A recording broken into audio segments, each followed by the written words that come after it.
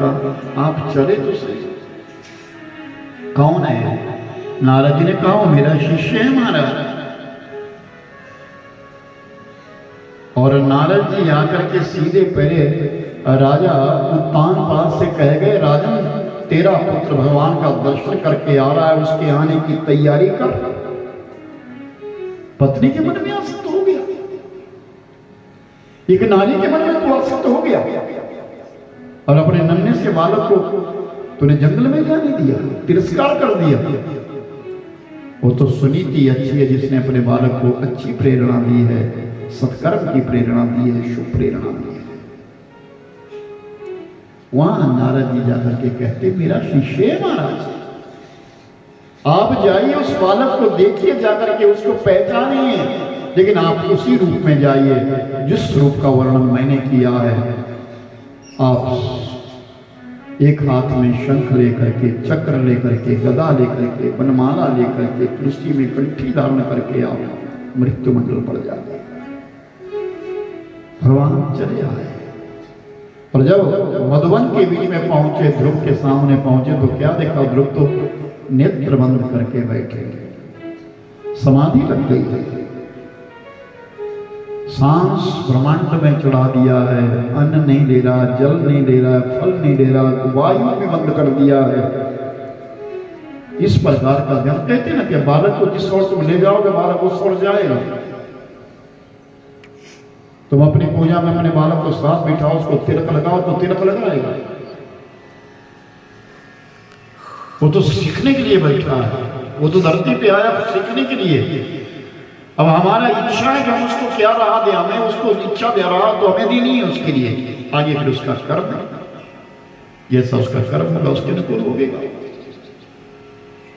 प्रभु भगवान आए और भगवान ने ध्रुव को उठाया, लेकिन ध्रुव खड़ा तो हो गया, भगवान को स्वरूप को देख लिया, ये परमात्मा है, हाथ जोड़ लिए, लेकिन कुछ बोल नहीं सकता। क्यों? शब्द नहीं है, वाणी में शब्द नहीं है, स्तुति नहीं जानता, कुछ नहीं जानता, केवल ओम नमो भगवते वासुदेवाय जानता है। तो भगवान ने जिस हाथ में शंख था वो शंख हाथ तो था, उसके कपोल के साथ गाल के साथ लगा दिया, और से जैसे ध्रुव के गाल के साथ शंख लगाया ना, जितनी भी विद्याएं संसार की थी वो सब विद्याएं प्रवेश कर गई। यो अंत प्रविश्य मम वाचमिमा प्रसुप्तां संजीवयत् किल शक्ति सुधाम अन्यस्य हस्तचरणं श्रवणस्य गाविनं प्राणो नमो भगवते पुरुषाय तुभ्यम्। है परमपिता परमात्मा मेरी वाणी को पवित्र करने वाले, मेरी वाणी में ओज भरने वाले। ध्रुव स्तुति करने लगा, संसार की विद्याएं प्रवेश हो गई।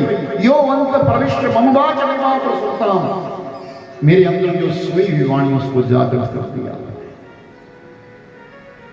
याद रखना जितने भी यहाँ लोग बैठे, ऐसा कोई नहीं जिसके अंदर ज्ञान नहीं है, ज्ञान सबके अंदर है, लेकिन छुपा रहता है।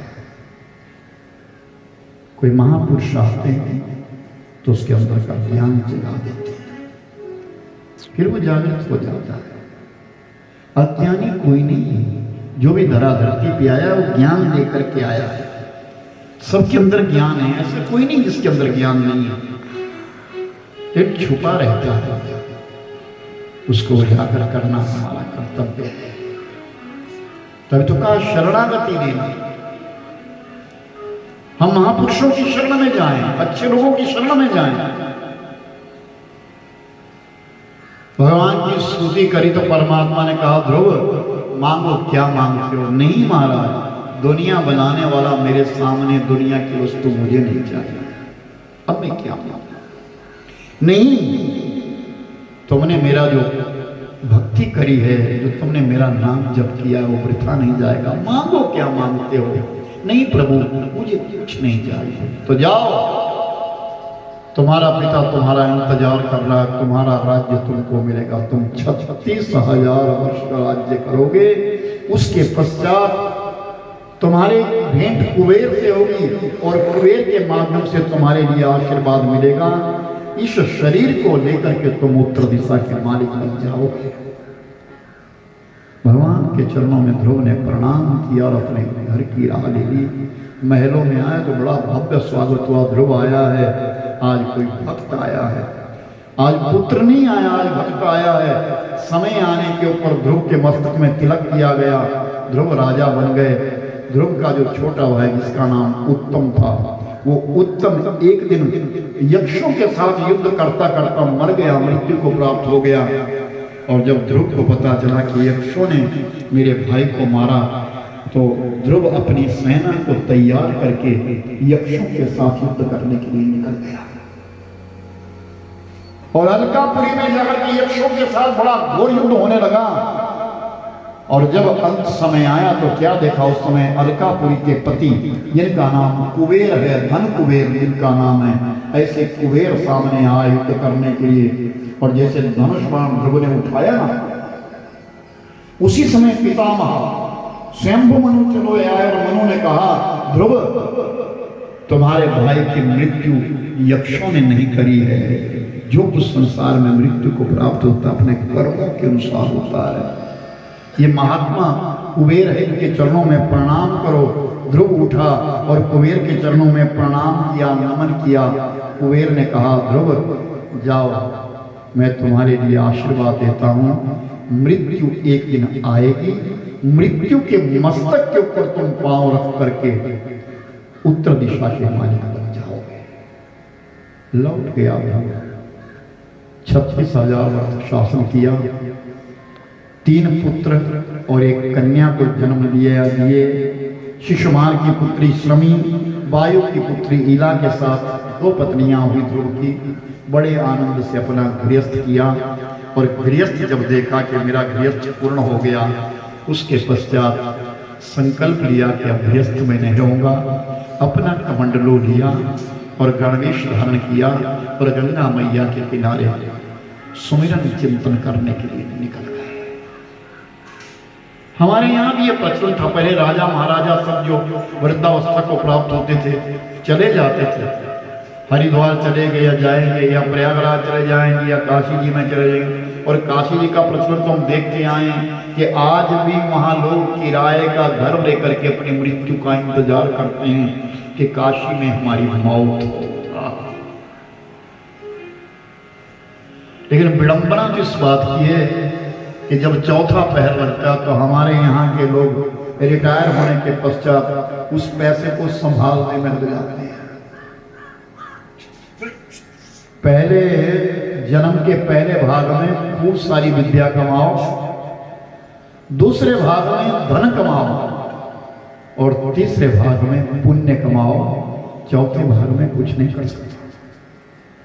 पहले भाग में विद्या कमा लेते, अर्जित कर लेते, दूसरे भाग में धन कमा लेते हैं, तीसरा भाग जब पुण्य का आता है उस समय उस धन को संभालने लग जाते हैं। और जो बुढ़ापा आ जाता है तो तरस जाते, अब क्या करें, हमारे धन का क्या होगा, हमारे परिवार का क्या होगा। नहीं, ये कहा गया है कि चौथे पहर में जाकर के भगवत स्मरण करते हुए अपने आप परमात्मा को समर्पित कर दो। ध्रुव जब अपना राज्य साम्राज्य सब अपने पुत्रों को छोड़ करके अपना कमंडलू उठा करके गंगा मैया के किनारे चले गए। और गंगा मैया में हरिद्वार जब जाकर के पहुंचे, हरिद्वार से आगे जो 24 किलोमीटर स्थान है जिसका नाम ऋषिकेश है, जब ऋषिकेश में चले गए तो गंगा मैया के किनारे कमंडलू रखा और ध्यान करने लगे। अपने गुरु महाराज के दिए हुए मंत्र का जाप करने लगे तो कानों में शोर आया। गंगा मैया शोर कर रही थी। ध्रुव ने अपना कमंडलू उठाया और चल पड़े। गंगा मैया ने उस समय स्त्री का रूप धारण किया। महात्मा आप कहां जा रहे हैं? मैं तो सोची थी मैं पावन हो गई, पवित्र हो गई। आप जैसा संत कोई मेरे तट पे आया है, साधना करने के लिए आया, तप करने के लिए आया है, मैं तो पवित्र हो जाऊंगी, लेकिन आप तो उठ के जा रहे हैं। मां तू शोर करती है।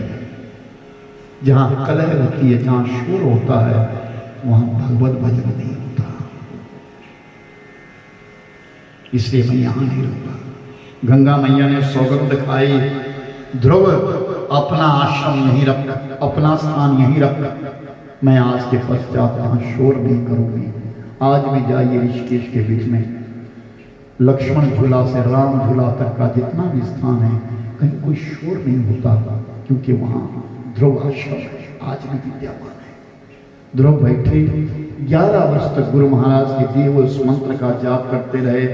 11 साल के पश्चात एक दिन मृत्यु आई और मृत्यु ने कहा, ध्रुव मेरे मस्तक के ऊपर अपना पांव रख, उत्तर दिशा में चला जा, नक्षत्र तारे ग्रह सूर्य चंद्रमा और धरती सब तुम्हारी परिक्रमा करेंगे और तुम एक स्थान पर अटल शासन करेंगे। ध्रुव चला गया और उत्तर दिशा का मालिक बन गया। आज भी तारा ध्रुव तारा है। जब कोई ऋषि पंचमी का व्रत करती हैं नारियां स्त्रियां, तो ध्रुव तारे के लिए अर्घदान किया जाता है। ध्रुव तारे को अर्घ देते हैं, तारों के समूह को दिया जाता है, हमारा पाप निवृत्त हो जाए, क्योंकि वो अटल है। सुखदेव जी कहते हैं, राजन इतनी कथा जो कलयुग के